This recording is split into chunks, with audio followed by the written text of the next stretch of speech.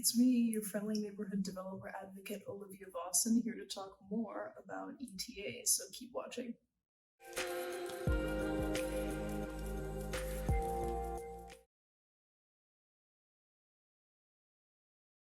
Hey everybody, welcome to our next video, which is on the ETA Conundrum, aka unboxing all the mystery behind ETAs, estimated times of arrival, and ETT, which is estimated travel times. I've been saying ETA a lot, but that's because we recently did a whole webinar on them, so go ahead and check below in the description for the link to the webinar I did along with Anna and Sonder, our other two great presenters, and where we did a whole talk about the technology and things like that in a lot more detail.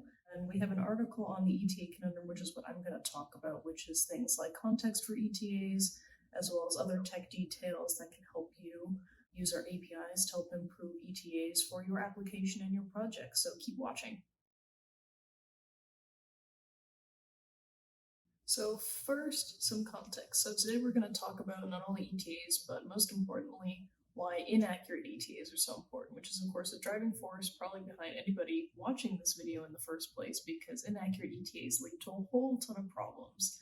Because 14% of people in 2018 said that they might not repeat business with an application where their item or their food, whatever was delivered late. So 14% of people, when receiving a late item, said, maybe I'm going to go with somebody else. And maybe if you've been in that situation, I certainly have, you're not happy. So ETAs are this little acronym with big impact.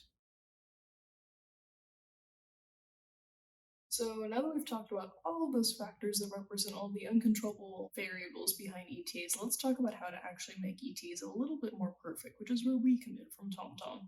So there are three things that can really help support ETAs that I'll talk a little bit about, which is historical, live, and predictive traffic, which all sort of exist under traffic services.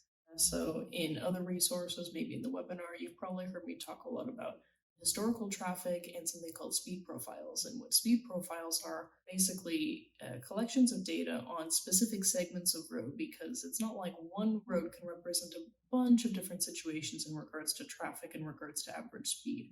So different segments of road really have their own history, because we analyze years and years of historical traffic data that goes down to each segment. So specific to time of day of the week, and day of the year, things like that. And you see this a little bit in our traffic index, as well as pulling all this historical data and collecting references based on where the most traffic is at any one time. And these speed profiles help build an accurate picture of, on average, how fast is a car going on this stretch of road at this time of day, on this day of the week, of this day of the year, and things like that, which gets very, very granular, which is obviously helps support ETAs because it also takes into account speed actual as opposed to speed limits, which are often two different things.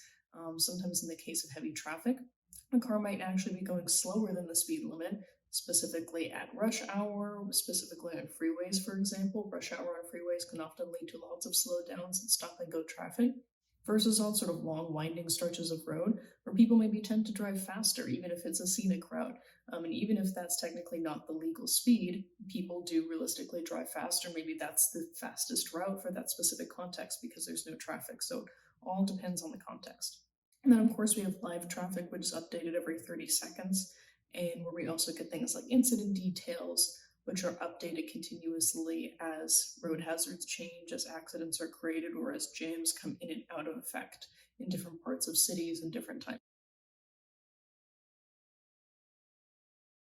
And then lastly, one of the biggest factors that we all know and love is talking about routing algorithms. So we've done a lot of content based on routing algorithms, but as you might have observed from previous videos, this really comes down to routing that doesn't just choose the fastest or shortest route, but chooses the most reliable route, which is what we talk about when we refer to things like robust routing. So the robust route is the most reliable route and the route with the least variability, because at the end of the day, we want the least variability in that ETA, because that's what keeps customers returning to an application, is when they see that the ETA that they're promised on a consistent basis is more or less the one that they get in real life. If your food is supposed to arrive at 3:01 p.m., and it gets there at 3:01 p.m. or close to 3:01 p.m. every single time, that's what keeps users coming back to a certain application. And the fastest route and the shortest route, depending on the city that you're in, maybe there are more jams at that time of day, you want the most reliable route. And sometimes that route might, cut a few seconds off or add a few seconds or minutes, etc., to your ETA. but what committing to that ETA and preserving it and preserving that customer experience is at the end of the day the most important.